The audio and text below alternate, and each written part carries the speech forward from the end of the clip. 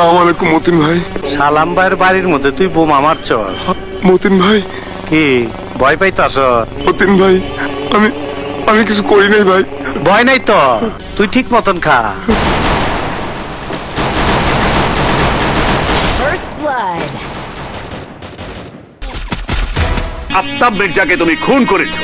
আমি যে খুন করছি তার কোনো প্রমাণ আছে? প্রমাণ আমি নিজে।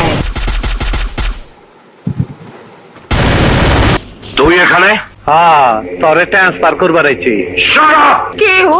হাক্কা সন্ত্রাসী, তোর বাতারে আমার বহুত মারছে।